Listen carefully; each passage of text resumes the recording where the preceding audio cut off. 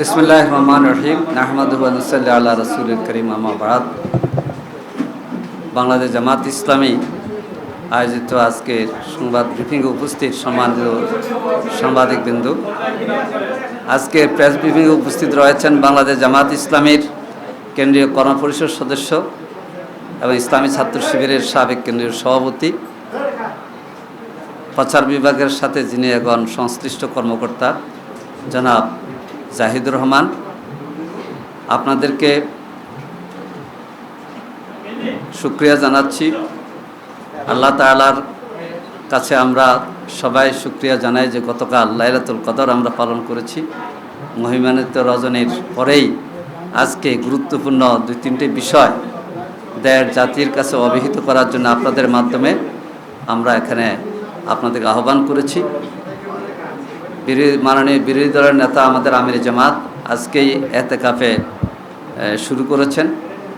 বাকি সিনিয়র দায়িত্বশীলরা প্রায় অনেকেই এতেকাফে আছেন। তো আজকে আমাদের আহ্বানে আপনারা শরীক হওয়ার জন্য ধন্যবাদ জানাচ্ছি। আমরা যে বিষয়গুলো মৌলিকভাবে অ্যাড্রেস করব সেটা হচ্ছে সিটি কর্পোরেশন এবং জেলা পরিষদে যে অন্যায়ভাবে প্রশাসক নিয়োগের যে সরকার সিদ্ধান্ত নিয়েছে, আমরা এটা তীব্র প্রতিবাদ জানাচ্ছি এবং আমরা মনে করি যে এটা গণতান্ত্রিক রীতিকে ব্রেক করে সরকার এই কাজটা করেছে। আপনারা অবহিত আছেন যে গত 22শে ফেব্রুয়ারি সরকারের স্থানীয় সরকার বিভাগের পক্ষ থেকে 6টি সিটি কর্পোরেশনে প্রশাসক নিয়োগ করা হয়েছে এবং 14ই মার্চ 5টি সিটি কর্পোরেশনে প্রশাসক নিয়োগ করা হয়েছে। আপনারা জানেন, ইফতার মাহফিলে দাওয়াতের জন্য আমি কিন্তু স্থানীয় সরকার মন্ত্রীর বাসায় গিয়েছিলাম, দাওয়াত দিয়েছি। ওদিন আলোচনায় আমরা বুঝতে পেরেছি যে খুব শীঘ্রই স্থানীয় সরকার নির্বাচন অনুষ্ঠিত হতে যাচ্ছে। আলাপসারিতে এটাই বোঝা গেছে। কিন্তু আমরা এখন দেখতে পাচ্ছি যে জাতীয় নির্বাচন অনুষ্ঠিত হওয়ার পর জনগণের প্রত্যাশা যে স্থানীয় নির্বাচন স্বাভাবিকভাবে হবে, কিন্তু সরকার স্থানীয় নির্বাচনের দিকে না গিয়ে 22 তারিখে 6টি এবং 14 তারিখে 5টিতে প্রশাসক নিয়োগ দিয়েছে। এই প্রশাসক কারা? যারা তাদের দলীয় নেতাকর্মী, যারা নির্বাচনে হেরেছে। যেমন শফিকুল ইসলাম মিল্টন, তিনি ঢাকা সিটির 15 নম্বর আসনে নির্বাচনে হেরেছেন, তাকে প্রশাসক নিয়োগ করা হলো। এরপর আমরা দেখি নজরুল ইসলাম মঞ্জু খুলনা, উনিও একটি আসনে হেরেছেন। হার জিত আছে। আমরা ব্যক্তিকে টার্গেট করে কথা বলছি না, আমাদের কথা হচ্ছে গণতান্ত্রিক ধারাবাহিকতার উপর সরকার আঘাত করেছে। সরকার অপেক্ষা করতে পারত, কারণ গত 17 বছরে 18 বছর যে আমরা আন্দোলন সংগ্রাম করেছি গণতান্ত্রিক প্রক্রিয়াকে সমুন্নত রাখার জন্যে, ফ্যাসিস্টদের বিরুদ্ধে যে সমস্ত বিষয়গুলো আমরা তুলে ধরেছিলাম, সেটারই একটা হচ্ছে যে জনগণের মতামতকে তোয়াক্কা না করে দলীয় চিন্তায় চেতনায় দলীয় লোক বসানোর জন্যে সিদ্ধান্ত গ্রহণ করা। সরকার 6টি সিটি কর্পোরেশন, পরে 5টি সিটি কর্পোরেশনের এই নিয়োগ দিয়ে আমরা মনে করি যে জনগণের মতামত এবং জুলাইয়ের যে স্পিড, এটাকে সরকার অবজ্ঞা প্রদর্শন করেছে। সম্মানিত ভাইসব, 15ই মার্চ 2026 তারিখে 42টি জেলা পরিষদ প্রশাসক নিয়োগের সরকার ঘোষণা দিয়েছে। আপনারা জানেন, জামাত ইসলামী 60টি জেলায় নিরঙ্কুশ বিজয় লাভ করেছে এবং 6টি জেলায় একটি আসন ছাড়া, যেখানে 3 সেখানে 2, যেখানে 2 আসন পেয়েছে। দেখা যায় সরকার 42টি জেলায় তাদের দলীয় লোক নিয়োগ দিয়েছে এবং দলীয় লোক যদি বিশিষ্ট নাগরিক হতো সেটা ভিন্নভাবে চিন্তা করার ছিল। কিন্তু দেখা যায় যারা বিপুল ভোটে হেরেছে, যেমন গাইবান্ধা 3 বিএনপির জেলা সভাপতি জামাত ইসলামের প্রার্থীর গাড়ি বিপুল ভোটে হেরেছে, তাকে গাইবান্ধা জেলা পরিষদের প্রশাসন নিয়োগ করা হলো। গাইবান্ধা 5টি আসনের মধ্যে 4টিতে জামাত ইসলামী নির্বাচিত হয়েছে। কুড়িগ্রাম 4টি আসনের মধ্যে 4টাতেই 11 দলীয় জোট, 3টি জামাত, 1টিতে এনসিপি জিতেছে। সেখানে যিনি গত নির্বাচনে হেরেছেন তাকে প্রশাসন নিয়োগ দেওয়া হয়েছে। এটা এক ধরনের হাস্যকর বিষয়। আমরা মনে করি স্থানীয় সরকার নির্বাচন সচল হওয়া দরকার এবং জনগণের ভোটে নির্বাচিত প্রতিনিধিরাই এই ক্ষেত্রে এগিয়ে আসুক, যে দলের হোক।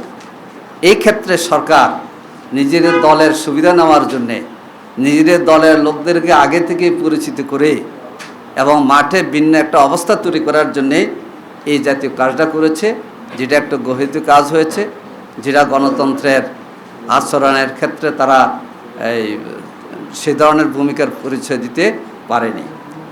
সম্মানিত সাংবাদিক বন্ধুগণ, এরপরে আমরা দেখতে পাচ্ছি গতকাল বাংলাদেশের 7টি বিশ্ববিদ্যালয়, ঢাকা, রাজশাহী, চট্টগ্রাম সহ ভাইস চ্যান্সেলর পরিবর্তন করা হয়েছে। উচ্চশিক্ষা অধিদপ্তরের ক্ষেত্রে যেখানে ইউজিসির চেয়ারম্যান পরিবর্তন করা হয়েছে। আমরা যদি বুঝতে পারতাম যে তাদের কোনো ধরনের যোগ্যতার ঘাটতি, এই কারণটা যদি আমাদেরকে বুঝাতে পারতো তাহলে আমরা মেনে নিতাম। কিন্তু আমরা মনে করি অন্তর্বর্তীকালীন সরকার অনেকগুলো যাচাই বাছাই করে যোগ্য লোকদেরকেই বিশ্ববিদ্যালয় ভাইস চ্যান্সেলর হিসেবে নিয়োগ দিয়েছেন। সময়ের পরিবর্তনে পরিবর্তন হবে, এক্ষেত্রে আমাদের ভিন্নতা নাই, কিন্তু আপনার পদত্যাগ করিয়ে দলীয় লোকদেরকে বসাইতে হবে, যিনি গত নির্বাচনে প্রার্থী হওয়ার জন্য ক্যাম্পিং করেছেন, পোস্টার করেছেন, দলীয় নেতাদের সাথে মিটিং করেছেন, তাকে বাংলাদেশের সর্বোচ্চ বিদ্যাপীঠের ঢাকা বিশ্ববিদ্যালয়ের ভাইস চ্যান্সেলর করা হয়েছে। এটার অর্থ হচ্ছে দলীয় লোকদেরকে, দলান্তরদেরকে আজকে পোস্টিং দিয়ে খুশি করার জন্যে সরকার ব্যবস্থা নিয়েছে, যেটা নিন্দনীয়। যেটা জুলাইয়ের যে স্পিরিট ছিল, মেধা না কোটা, মেধার ভিত্তিতে বিশ্ববিদ্যালয়ের ভাইস চ্যান্সেলর নিয়োগ হবে, এটা আমরা চাই। দলীয় পরিচিতি আর একেবারে দলের সদস্য হওয়া, কেউ দলের সমর্থক হইতে পারে, কিন্তু যারা দলের প্রতিনিধিত্ব করেছে, যারা নির্বাচনে প্রার্থী হওয়ার জন্য পোস্টারও করেছে, এই সমস্ত লোকদেরকে বিশ্ববিদ্যালয়ের ভাইস চ্যান্সেলরের এই সম্মানিত আসনে বসিয়ে সরকার জুলাই স্পিরিটের বিরুদ্ধে বার্তা দিয়েছে বলে আমরা মনে করি। এরপরে আরেকটি বিষয় আপনাদের নজরে আনতে চাই, সেটা হচ্ছে গত 25শে ফেব্রুয়ারি বাংলাদেশ ব্যাংকের যে গভর্নর আহসান এস মনসুর ছিলেন, তাকে সরিয়েও জনাব মুশতাকুর রহমান নামে একজন ব্যবসায়ীকে বাংলাদেশ ব্যাংকের গভর্নর নিয়োগ দেওয়া হয়েছে, যেটা নজিরবিহীন। কোনো ব্যবসায়ী বাংলাদেশ ব্যাংকের গভর্নর অতীত হয়নি, যেটা নাগরিকদের মধ্যে এবং শিক্ষিতদের মধ্যে যারা বিবেচনায় ব্যাংক পরিচালনা দক্ষ, তাদেরকেই অতীতে বাংলাদেশ ব্যাংকের গভর্নর করা হয়েছিল, কিন্তু জোর করে তাকে একদিনের মধ্যে ফুটিয়ে সেখানে জনাব মুশতাক সাহেবকে নিয়োগ দেওয়া হয়েছিল। আমরা এটারও নিন্দা জানাই। তো আজকে মূলত এই 3টি বিষয় আপনাদের সামনে উপস্থাপনের জন্যেই আমরা আপনাদের রেখেছি। আপনাদের মাধ্যমে আমরা বার্তা দিতে চাই যে ত্রয়োদশ জাতীয় সংসদ নির্বাচনের মধ্য দিয়ে জনগণের যে প্রত্যাশা, যে গণতান্ত্রিক পদ্ধতি এবং গণতান্ত্রিক কালচার সমুন্নত থাকবে। ফ্যাসিস্ট আমলে যেটার থেকে বঞ্চিত হওয়ার কারণে আমরা সবাই মিলে ফ্যাসিবাদ বিরোধী আন্দোলন করেছি, এই জাতীয় কাজ থেকে বর্তমান এই সরকার বিরত থাকবে। সামনে এই ধরনের পদক্ষেপ নেওয়ার ক্ষেত্রে তারা সতর্কভাবে ভূমিকা পালন করবেন এবং এইসব নিয়োগের ক্ষেত্র যেটা জনগণের মতের বিপরীত বাতিল করে জনমতের প্রতি তাদের শ্রদ্ধা প্রদর্শন করার জন্যে আমরা আহ্বান জানাচ্ছি। আল্লাহ হাফেজ। সামনে পৌরসভা এবং ইউনিয়ন পরিষদেও প্রশাসক বসাতে পারে এমনটি আশঙ্কা করছেন, কিন্তু না, আমরা বলেছি বিএনপি দলীয় সুবিধা নেওয়ার জন্য যদি এটা করে, তাহলে গণতন্ত্রের বিপক্ষে তাদের অবস্থানকে জনগণ সঠিকভাবে নেবে না, এবং আমরা জনগণকে নিয়ে এটা মোকাবেলা করব ইনশাআল্লাহ। একটা প্রশ্ন, সেটা হচ্ছে আপনি বলেছেন যে আপনি স্থানীয় সরকার মন্ত্রীর কাছে গিয়ে দেখলেন যে তার প্রস্তুতি আছে যে স্থানীয় সরকার নির্বাচন দেবে। তফসিল ঘোষণা করারও কথা ছিল, নির্বাচন কমিশন সেখান থেকে পিছিয়ে এসেছে। বিএনপির যে এই নিয়োগগুলো দিয়ে আপনি বলেছেন যে জুলাই স্পিড তো অবশ্যই নষ্ট হয়েছে বা সেটাকে আপনারা মনে করেন স্থানীয় নির্বাচনকে দীর্ঘায়িত করার একটা ব্যাপার স্যাপার, এর মাধ্যমে স্থানীয় নির্বাচন আরো দীর্ঘায়িত হবে, পিছিয়ে যাবে, আর আশঙ্কা আছে কিনা আপনাদের? সেটার রোধে আপনারা কি করবেন? একই সাথে নির্বাচন কমিশন কি আপনাদেরকে কোনো বার্তা দিয়েছেন কিনা যে কবে নাগাদ এই কমিশনের কাছে একজন নির্বাচন কমিশনার কিন্তু কিছুদিন আগে বলেছে যে রমজানের পরে তারা 1 মাসের মধ্যেই স্থানীয় নির্বাচনের ক্ষেত্রে তারা পদক্ষেপ নেবেন। তো নির্বাচন কমিশনের পক্ষ থেকেও সেই ধরনের বার্তা আমরা পেয়েছিলাম। তো আমরা মনে করি যে যথাশীঘ্র সম্ভব স্থানীয় সরকার নির্বাচনের ক্ষেত্রে সরকারকে নির্বাচন কমিশনকে সহযোগিতা করা দরকার, এবং এইসব নিয়োগ দিয়ে জনমনের যে একটা দুর্দশা তৈরি হয়েছে এটা সরকারকে দূর করা উচিত। আমরা স্থানীয় নির্বাচন চাই।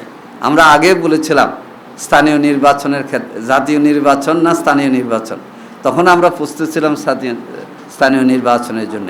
বিএনপি কিন্তু তত আগ্রহ তখন দেখায় নাই। এখন জাতীয় নির্বাচন সম্পন্ন হয়েছে, জনগণের ভোটাধিকার প্রয়োগ করে তৃণমূল পর্যায়ে জনগণের ভোটে নির্বাচিত প্রতিনিধি যদি নির্বাচিত হয় তাহলে আরও সুন্দরভাবে গণতান্ত্রিক ধারা অব্যাহতভাবে চলবে ইনশাআল্লাহ।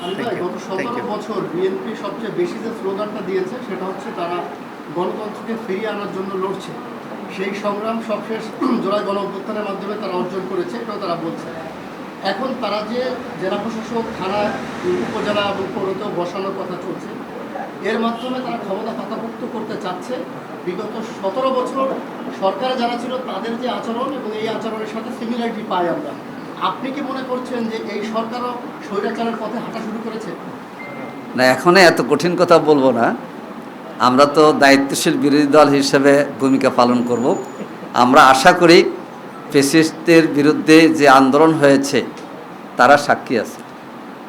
যেসব কারণে ফ্যাসিস্টদের অবস্থা ধীরে ধীরে পালিয়ে যাওয়ার প্রেক্ষাপট তৈরি করেছে, সেক্ষেত্রে বিএনপিও সতর্ক থাকবে।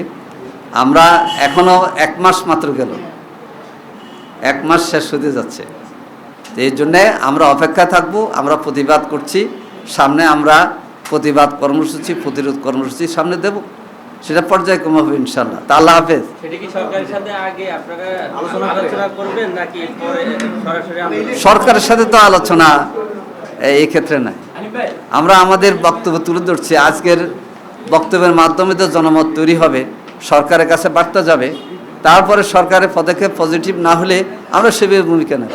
একটা বিষয় হচ্ছে যে সরকার তাদের এই 1 মাসের মাথায় তারা জুলাই সনদ এবং আপনাদের স্থানীয় নির্বাচন যেটা আপনারা দাবি করছেন, এদিকে তারা অনেকটা পেছনে রেখে তাদের যে নির্বাচনী ইশতেহার ছিল, এই নির্বাচনী ইশতেহারকে নিয়ে তারা ব্যাপকভাবে অ্যাক্টিভ এবং তারা এই কাজগুলো করছে এবং তারা বুঝে এটার মাধ্যমে বাংলাদেশকে এগিয়ে দিচ্ছে। আপনি কি মনে করছেন স্থানীয় সরকার নির্বাচন বা জুলাই সনদকে পাশ কাটিয়ে সরকার জনগোষ্ঠীমূলক কাজগুলো করে জনগণকে কনভিন্স করে এগুলোকে পেছনে ফেলতেই তারা এই কাজগুলো করছে? এক্ষেত্রে আসলে আপনার কি না, তারা যেতে সরকার ইশতেহারের মাধ্যমে তাদের কাজ এগিয়ে যাবে, আমরা বিরোধী দল হিসাবে জনগণের যে অগ্রাধিকার সেটা তুলে ধরব। এর মাধ্যমে সরকার বিরোধী দলের সমন্বয়ে যদি তারা ভূমিকা রাখতে পারে ইনশাআল্লাহ পজিটিভ হবে। না হলে তো আন্দোলন মাঠেও চলবে, সংসদও উত্তপ্ত হবে। আমরা সেভাবে ভূমিকা রাখব। আল্লাহ হাফেজ।